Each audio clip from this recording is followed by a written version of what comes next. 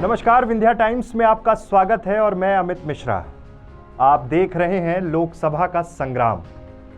देश भर में लोकसभा के चुनाव हैं और चुनाव के पहले राजनीतिक दल अपनी बिसात बिछाने में लगे हुए हैं।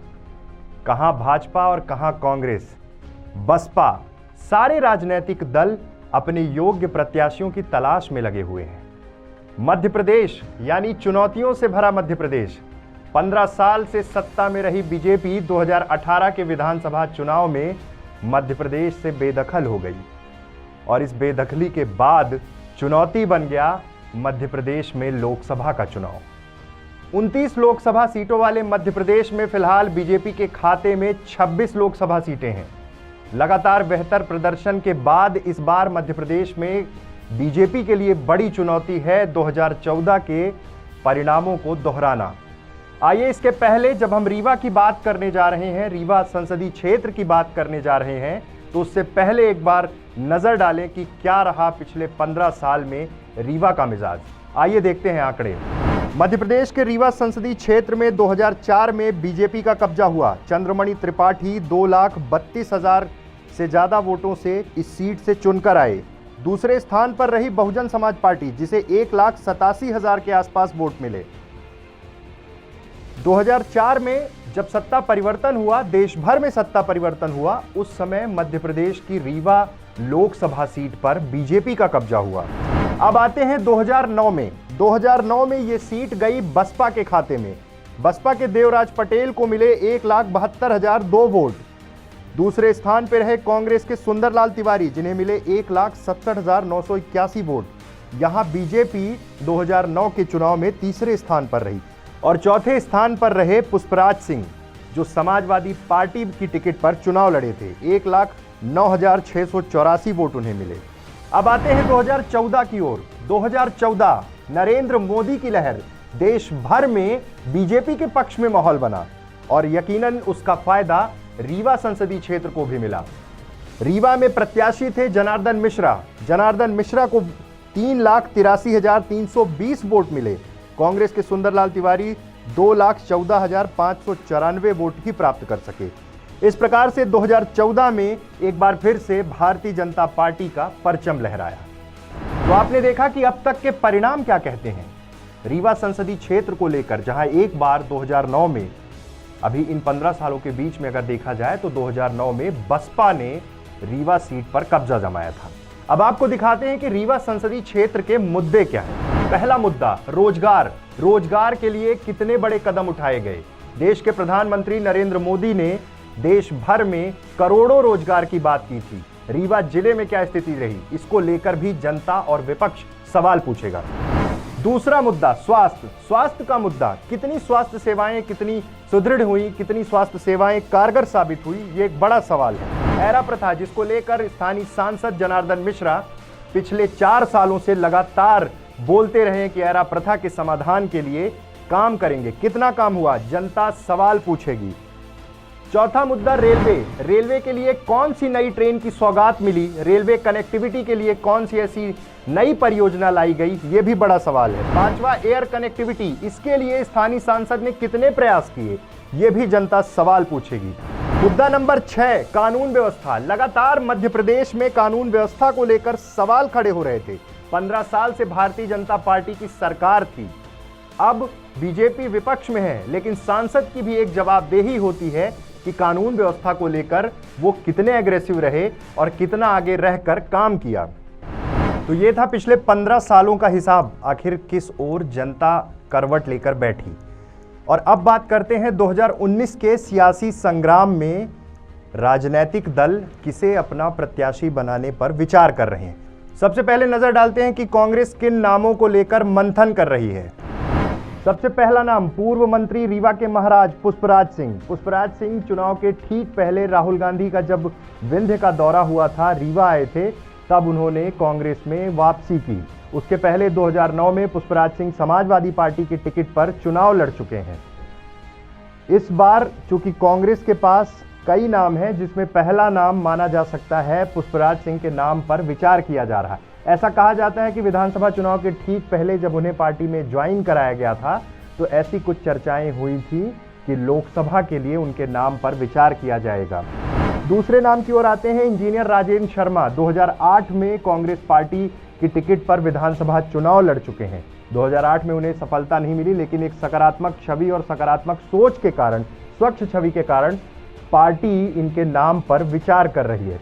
ऐसी स्थिति में अगर पार्टी ये निर्धारित करती है कि किसी ऐसे चेहरे को सामने रखकर जिसकी छवि के नाम पर और इस लोकसभा चुनाव में कांग्रेस जीत की ओर अग्रसर होना चाहती है, जीत की ओर बढ़ना चाहती है, तो एक ऐसा नाम जो विवादों में नहीं, निर्विवाद नाम राजेंद्र शर्मा के नाम पर भी विचार कर सकते हैं। तीसरा नाम है अभय मिश्रा, जिला पंचायत अध्यक्ष, पूर्व विधायक, विधानसभा चुनाव लड़ चुके हैं। 2018 का रीवा विधानसभा सीट से चुनाव लड़े थे मंत्री राजेंद्र शुक्ल के खिलाफ, उस समय के मंत्री राजेंद्र शुक्ल के खिलाफ, और चुनाव में हार का सामना करना पड़ा था। इनका नाम भी पैनल में है, इनके नाम पर भी विचार चल रहा है। अगला नाम है राजेंद्र मिश्रा, पूर्व संसदीय सचिव और गुड़ से विधायक रहे हैं, संगठन में लंबे समय से काम कर रहे हैं। इनके नाम पर भी पार्टी सहमत हो सकती है। जो नेतृत्व के पास नाम पहुंचा है तो इनके नाम पर भी विचार चल रहा है।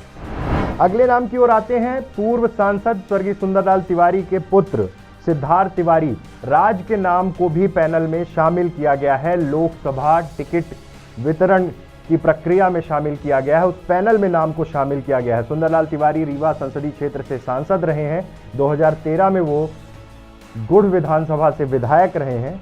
इस बार अभी कुछ ही दिन पहले उनका निधन हुआ, उसके बाद उनके बेटे सिद्धार्थ तिवारी का नाम पैनल में शामिल किया गया है। अब आते हैं बीजेपी की ओर। 2014 में नरेंद्र मोदी की लहर, बीजेपी के सांसद बने जनार्दन मिश्रा। जनार्दन मिश्रा अप्रत्याशित जीत, बड़े मार्जिन से 2014 का लोकसभा चुनाव जीतकर सदन पहुंचे थे। बड़े मुद्दे थे रीवा के, लगा था बड़ी प्रमुखता से आवाज उठाएंगे। कितनी आवाज उठा पाए ये तो 2019 का परिणाम बताएगा।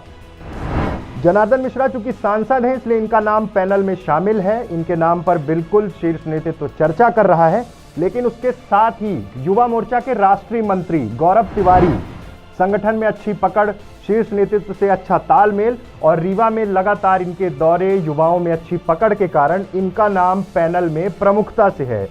ऐसे कयास लगाए जा रहे हैं कि टिकट कटने की अगर संभावना बनती है जनार्दन मिश्रा की, तो शीर्ष नेतृत्व युवा नेतृत्व को मौका देते हुए गौरव तिवारी को टिकट दे सकता है। लेकिन एक सबसे बड़ी और दिलचस्प बात, रीवा लोकसभा सीट के लिए पूर्व मंत्री रीवा विधायक राजेंद्र शुक्ल की सहमति बहुत जरूरी हो जाती है।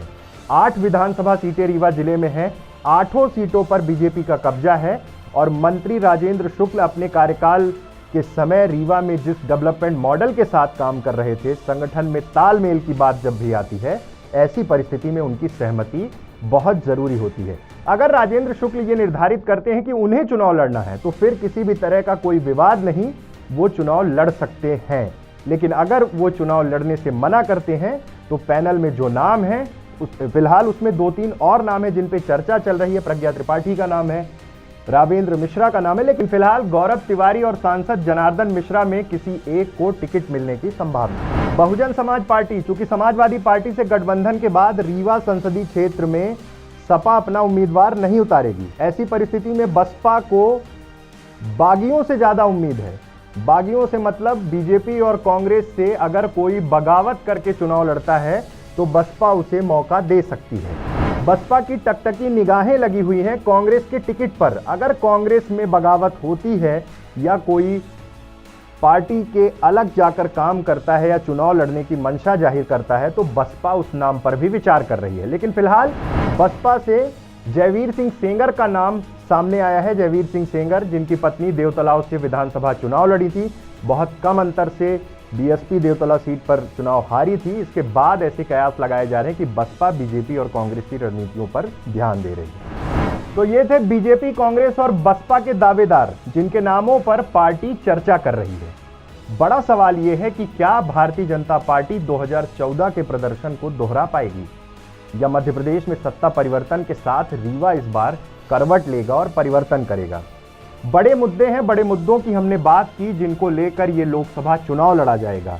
कहीं मुद्दा युवा नेतृत्व का है तो कहीं मुद्दा सुरक्षा से जुड़ा हुआ है, कहीं स्वास्थ्य की बात है तो कहीं रेलवे और एयर कनेक्टिविटी की बात है। किन मुद्दों को लेकर चुनाव मैदान में होंगे राजनीतिक दल, ये बड़ा प्रश्न है। राष्ट्रवाद के नाम पर भारतीय जनता पार्टी ये चुनाव लड़ने जाएगी। पुलवामा के बाद जिस तरह से देश भर में राजनीतिक समीकरण बदले हैं, उससे देखना होगा टिकट वितरण के बाद किन रणनीतियों के साथ प्रत्याशी मैदान में होते हैं। तो फिलहाल भारतीय जनता पार्टी, कांग्रेस और बसपा में जिन नामों को लेकर चर्चा हो रही है और इन्हीं नामों में से किसी एक को पार्टी मैदान में उतारेगी। तो ये रहा रीवा संसदीय क्षेत्र का लोकसभा का सियासी समीकरण। किस तरह के समीकरण होंगे ये हमने आपको बताया। अगले एपिसोड में हम आपको बताएंगे कि सतना सीट में किस तरह के समीकरण तैयार हो रहे हैं। बहुत बहुत धन्यवाद।